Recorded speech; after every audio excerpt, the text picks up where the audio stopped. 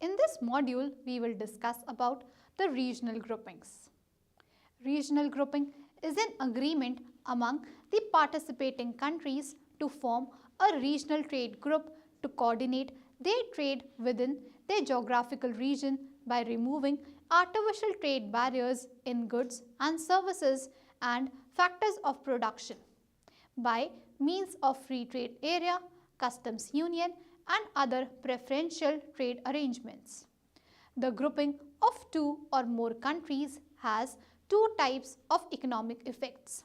Firstly, the trade creating effect, expressing the increase in consumption, thereby increasing the national income of the participating countries, and secondly, the trade diversion effect, expressing the resultant change in the trend of trade activities in favor of participating countries and against the non-participating countries. Since such groupings or integrations are impacting the trade of non-participating countries adversely, such formations are of great importance not only for participating countries but also for non-participating countries. Within the framework of GATT, the trade without discrimination contained in Article 1st was one of the major principles that specify that any trade concession granted to a particular country is required to be extended to all other member countries, most favored nation clause. And moreover, the member countries are required to treat the imported product equivalent to their domestic product. The exception to the most favored nation principle is contained in Article 24th, which permits for the establishment of free trade areas and custom unions. Another exception to the principle of non-discrimination is the exclusion of developing countries from the most favored nation clause to enable them to develop their economies, extending them trade preferences and preferential treatment that are not available to other countries.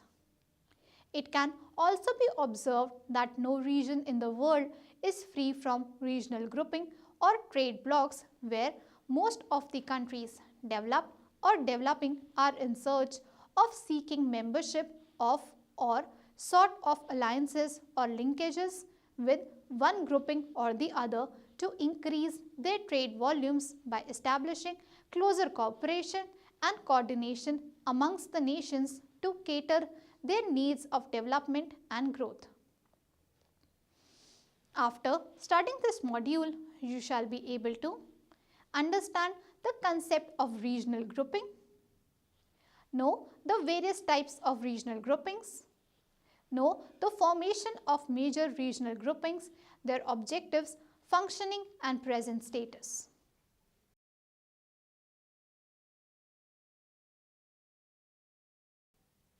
Now, we shall understand about the types of regional groupings. Regional groupings can be classified into 6 major types. Preferential trading agreement. Under such agreements, the member countries reduce barriers to import of some identified product categories from one another. The member countries apply preferential treatment on identified products within the member countries as compared to rest of the world. The Bangkok Agreement is the best example of preferential trade agreement where Bangladesh, Republic of Korea, Laos, Sri Lanka, China, Mongolia and India are the members to the agreement that provide the liberalization of tariff barriers among the member nations. Next is free trade area. It is the area of the member countries who have signed a free trade agreement to reduce trade barriers such as import quotas and tariffs to stimulate trade with each other. It follows its own policy with respect to the trade with non-member countries. For this reason, the free trade areas are criticized on the ground that whatever they import from the third countries have the chances of penetration into the groupings with lowest tariffs through the custom of the member state and then may be re-exported to the other participants. Next, Customs Union. It is a wider form of free trade area where, apart from eliminating or reducing all barriers to trade among themselves, the member countries follow common trade policy against non-member countries. In this way, the member countries form discriminatory trade bloc against non-participating countries. As in free trade area, the member countries develop elaborate rules of origin. The member countries under custom unions concentrate on the trade practices instead of elaborating rules of origin. Next, common market. It is usually built upon a free trade area where the member countries promote duty-free trade of goods and services and all factors of production such as capital and labor.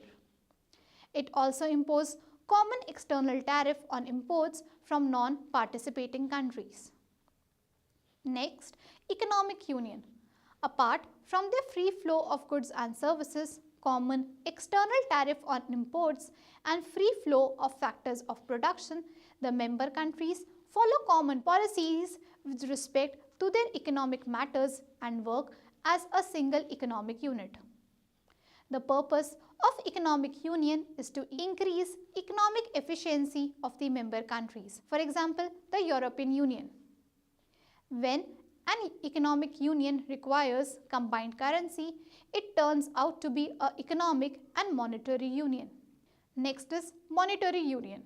Under the monetary union, the member countries incorporate a central monetary authority that decides a common monetary policy for the member countries.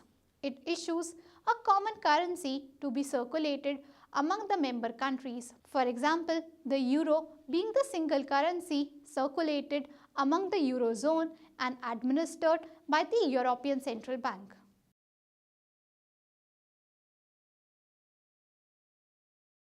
Let us now discuss about the major regional groupings. In order to understand the regional groupings in better and elaborative way, let us look at some of the major regional groupings as discussed below. European Union. It is regarded as one of the most successful regional groupings in the world.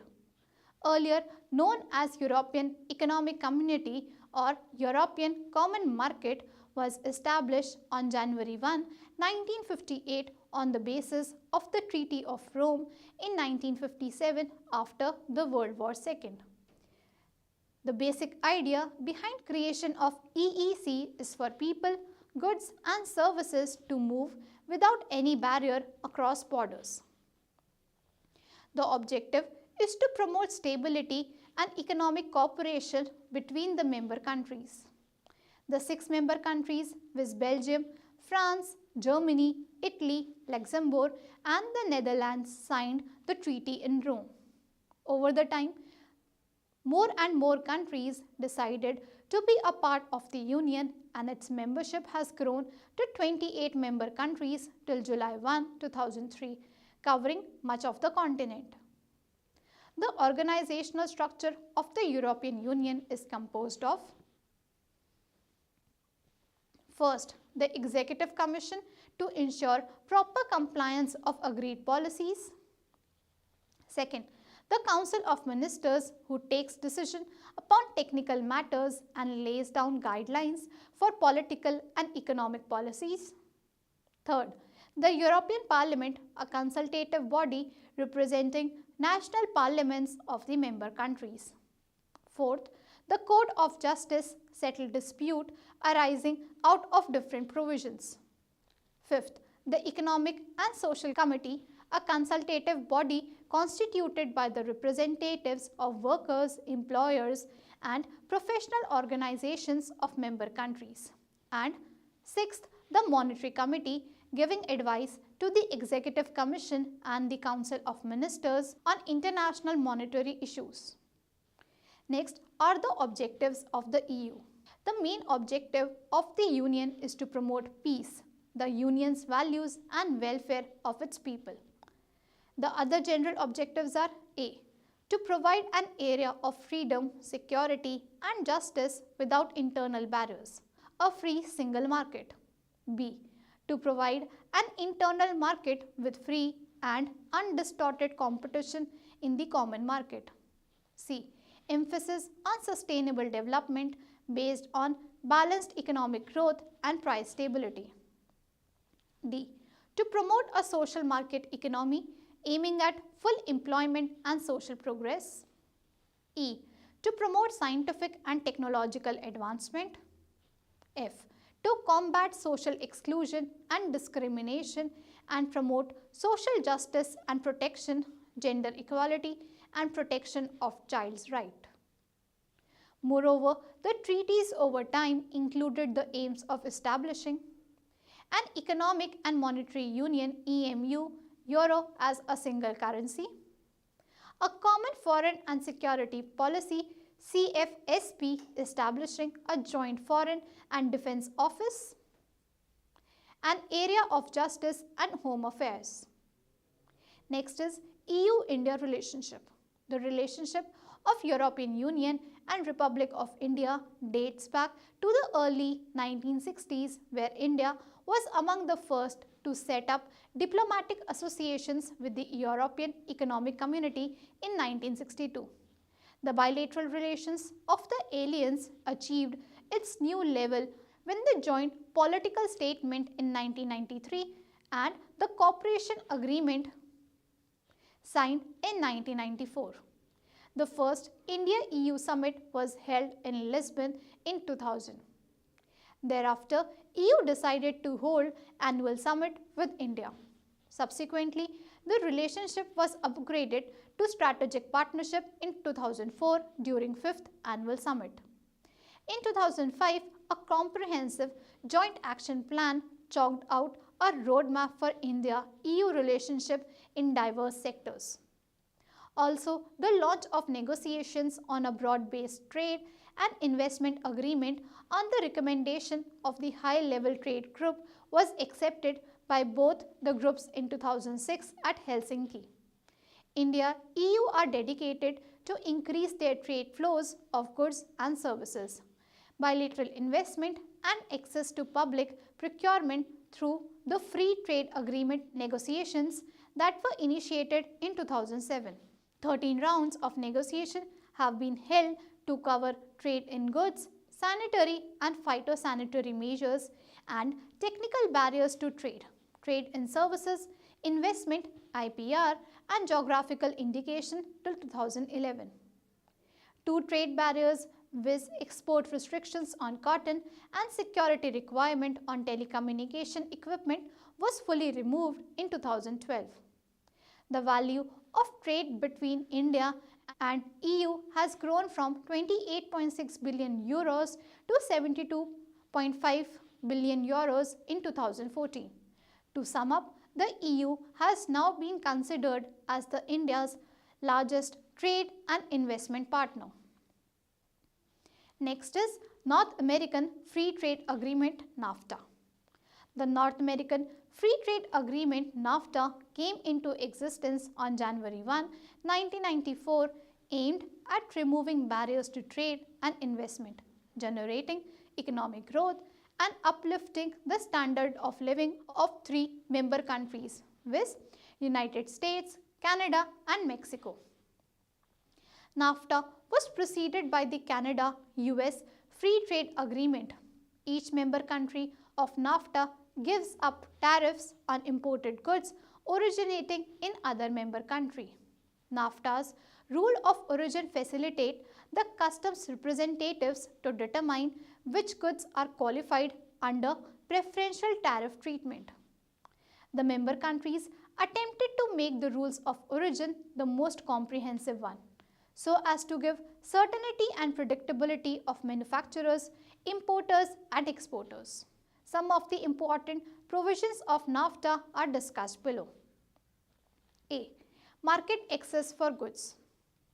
Removal of duties on number of goods crossing borders within North America, specific rules for agriculture, automotive, textiles and apparel products, special provisions for telecommunication and financial services, and dispute resolution process pertaining to the NAFTA's rule. B. protection for foreign investment. Treating each other investors on equivalent basis in their own domestic investor obligation to give NAFTA investors with the best treatment provided to foreign investors from beyond North America and providing a transparent and binding dispute resolution mechanism. C. Protection for intellectual property. Ensuring effective security and enforcement of wider range of intellectual property rights that includes patents, copyrights, trademarks and industrial designs. D. Easier access for business travelers. Simplified access across borders for business visitors, professionals, intra-company transferees, traders and investors. E. Access to government procurement of the member countries. The NAFTA has helped in elevating economic growth and created employment across borders. It has also established the roadmap for higher market competition and provided better choices and purchasing power to consumers, agriculturists, families and corporate of North America. Moreover, the alliance has provided North America business houses to access material, technologies, capital and talent available across North America that makes them more competitive in domestic as well as around the world. With the emergence of highly competitive advanced economies challenging North America's competitiveness, the NAFTA has been considered as the key to business sustainability in the region. Next is Association of South Asian Nations ASEAN. The Association of South Asian Nations ASEAN was established on August 8, 1967 in Bangkok by 5 original countries, namely Indonesia, Malaysia, the Philippines, Singapore and Thailand.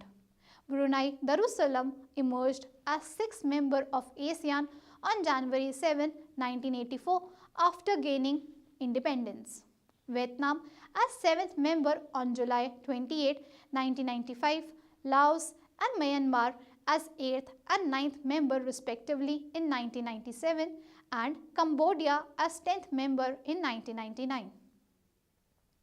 The aims and purpose of ASEAN are to promote regional peace and stability, to encourage mutual support on matters of common interest, to accelerate economic growth, social progress and cultural development among member countries, the optimum utilization of agriculture and industry to raise the standard of living of the people and to promote Southeast Asian studies.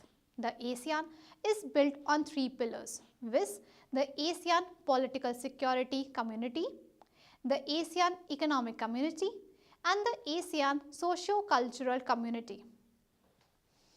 In 1992, the Common Effective Preferential Tariff Scheme was initiated for reducing tariffs with the goal of achieving the region's competitive advantage of production base for the world market. This initiative became the framework for the ASEAN Free Trade Area AFTA concerning local manufacturing in ASEAN countries signed in Singapore on January 8, 1992. The objective of AFTA is to augment the ASEAN's competitive advantage like a single production unit. The removal of tariff and non-tariff barriers among the participating nations is expected to encourage greater efficiency, productivity and competitiveness. This regional integration has recorded nominal GDP of more than 2.44 trillion euros in 2015. South Asian Association for Regional Cooperation SARC. The SARC countries consist of Bangladesh, Bhutan, India, Maldives, Nepal, Pakistan and Sri Lanka, and it came into existence on December 8, 1985 in Dhaka, signed by the heads of states or government of member states. Despite initial reluctance and internal debates with respect to inclusion of Afghanistan as the new member, being a Central Asian country, it joined SARC as its 8th member in 2007. There are other countries, those were given observer memberships such as China, Japan, Republic of Korea, USA, Iran, Mauritius, Australia, Myanmar and the European Union till 2009. The integration offers the platform for the people of South Asia to work together in a spirit of friendship, trust and understanding, and to collaborate with each other to increase the quality of life through economic and social growth and the cultural development in the region. The main aim of the association is to speed up the procedure of economic and social development in the member states. Through collaborative action in the agreed area of cooperation, the main objectives of the SARC are A. To promote the well-being of the people of South Asia and to improve their quality of life. B. To speed up the economic growth, social progress and cultural development in the region to offer all individuals to live in a dignified way and make the most of their full potentials. C. To build up self-sufficiency among member countries. D. To contribute towards mutual trust, understanding and respect of one another's problem. E. To support active alliances and mutual assistance in the economic, social, cultural, technical and scientific areas. F. To make firm the cooperation with other developing nations. G. To make stronger cooperation among themselves at global level on the issues of common interest. And H. To cooperate with international and domestic organizations dealing with similar aims and purpose. India alone occupies 75% of the area and population among its member countries. The GDP growth was recorded at 8.8% per annum during 2005 till 2010, that declined to 6.6% due to economic slowdown in India, but gained momentum of accelerating growth with favorable oil prices. Furthermore, the foreign exchange reserve of SARC countries collectively stands at 385.19 billion euros. The regional grouping elaborated above are neither comprehensive nor indicative of the policies and practices that are adopted in each of the particular groupings. However, the requirement of cooperation, growth and development substantiates all the regional groupings on a common platform. The following are some of the most important regional groupings apart from grouping discussed above: Arab-Maghreb Union, Asia-Pacific Economic Cooperation, Australia-New Zealand Closer Economic Relations, Central American Common Market, Central America Free Trade Area, Andean Community, Caribbean Community and Common Market, Central European Free Trade Agreement, Baltic Sea States, Sub-Regional Cooperation, Bangkok Agreement, Common Market for Eastern and Southern Africa, Economic and Monetary Community of Central Africa, East Africa Community, Euro-Mediterranean Free Trade Area, Economic Cooperation Organization, Greater Arab Free Trade Area, Southern Common Market, Southern African Customs Union, South Asian Preferential Trade Arrangement, West African Economic and Monetary Union, South Pacific Forum.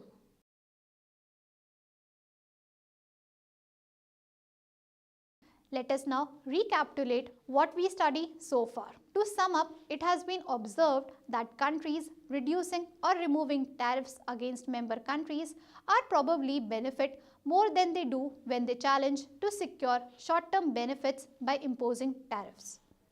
The creations of such regional groupings signifies the preferential treatment to one another's markets, thereby a relative attrition in market access to non-members raises the serious concerns depending upon a number of complex factors. As countries form regional groupings, their market share gets better and they have higher inducements to enhance their tariffs on external members. There is the existence of cases where a move towards bilateral trade agreement may reduce the inducement to contribute in multilateral negotiations. It is not clear whether the larger or smaller share of trade undertaken leads to higher or lower level of welfare. However, the regional groupings can be regarded as the significant vehicle for understanding the full economic potentials of the participating countries. In economics, marginal cost is the change in the total cost that arises when the quantity produced is incremented by 1 unit. That is, it is the cost of producing 1 more unit of a good. Price skimming is a pricing strategy in which a marketer sets a relatively high price for a product or service at first and then lowers the price over time.